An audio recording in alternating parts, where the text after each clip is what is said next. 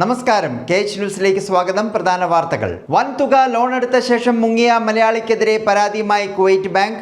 കുവൈറ്റിലെ അൽ Ahli bank ആണ് പരാതി നൽകിയത്. ഇതിന്റെ അടിസ്ഥാനത്തിൽ സംസ്ഥാനത്ത് 13 കേസുകൾ പോലീസ് രജിസ്റ്റർ ചെയ്തു. കുവൈറ്റിൽ ജോലിക്ക് എത്തിയ ശേഷം വൻതുക ലോൺ എടുത്ത് മുങ്ങിയെന്നാണ് പരാതിയിലുള്ളത്.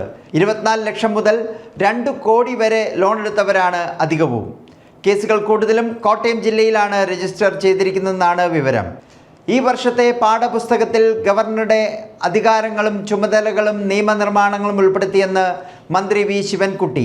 നേരത്തെ 10ാം ക്ലാസ്സിലെ സാമൂഹിക ശാസ്ത്രം 2ാം ഭാഗത്തിൽ ഗവർണറുടെ ഭരണഘടനാപരമായ അവകാശങ്ങളും അധികാരങ്ങളും വിദ്യാർത്ഥികളെ പഠിപ്പിക്കുമെന്ന് പ്രഖ്യാപിച്ചിരുന്നു.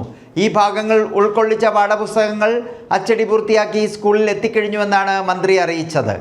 ഓപ്പറേഷൻ കോർ റെയ്ഡ് കസ്റ്റംസ് ഇന്നും തുടരും. 150ഓളം വാഹനങ്ങളിൽ 38 മാത്രമാണ് ഇതുവരെ പിടിച്ചെടുത്തത്. കുണ്ടന്നൂരിലെ ഫസ്റ്റ് ഓണർ വാഹനം കേന്ദ്രീകരിച്ച് അന്വേഷണം ഊർജിതമാക്കിയിട്ടുണ്ട്. ദുൽഖർ സൽമാൻ അടക്കമുള്ളവർക്ക് നോട്ടീസ് നൽകുമെന്ന കാര്യത്തിൽ തീരുമാനമായില്ല. ദുൽഖറിൻ്റേതെന്ന് കരുതുന്ന 2 കാറുകൾക്കായി തെരച്ചിൽ തുടരുകയാണ്. കള്ളപ്പണം വെളുപ്പിക്കൽ ഉടൻ ECIR രജിസ്റ്റർ ചെയ്യാനാണ് EDയുടെ തീരുമാനം. കോട്ടയത്ത് KSRTC ഡ്രൈവറെ പോലീസ് മർദ്ദിച്ചതായി പരാതി. മൂന്നാർ ആലപ്പുഴ ലിമിറ്റഡ് സ്റ്റോപ്പ് ബസ്സിലെ ഡ്രൈവർ വേലായുധനാണ് പരാതിയുമായി രംഗത്തെത്തിയത്. പോലീസ് ജീപ്പിൽ ബസ് തട്ടിയെന്ന് പറഞ്ഞ് പോലീസ് തല്ലുകയായിരുന്നുവെന്നാണ് വേലായുധൻ്റെ ആരോപണം. വേലായുധൻ വൈക്കം താലൂക്ക് ആശുപത്രിയിൽ ചികിത്സ തേടിയിരിക്കുകയാണ്. പഹൽഗാം ഭീകരാക്രമണ കേസുമായി ബന്ധപ്പെട്ട ഒരാൾ കൂടി അറസ്റ്റിൽ. ഭീകരർക്ക് സാങ്കേതികമായ സഹായം നൽകിയ മുഹമ്മദ് ഖട്ടാരിയെയാണ് ജമ്മു കാശ്മീർ പോലീസ് പിടികൂടിയത്.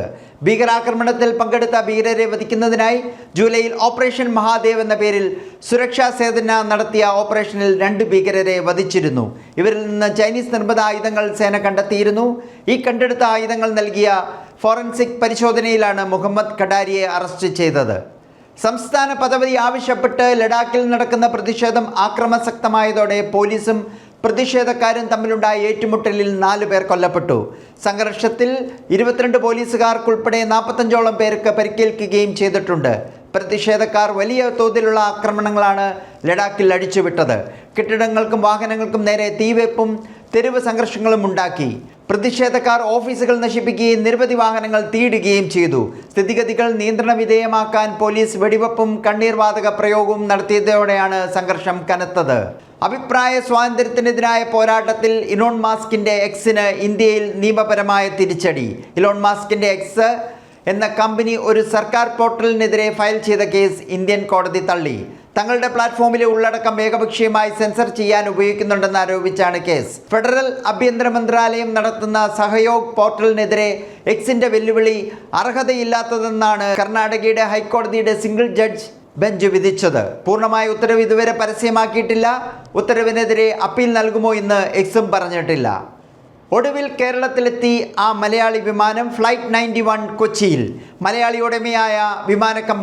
മലയാളി ഉടമയുടെ വിമാന കമ്പനിയായ ഫ്ലൈ 91 ഇൻ്റർനാഷണൽ വിമാനം ആദ്യമായി കേരളത്തിലെത്തി.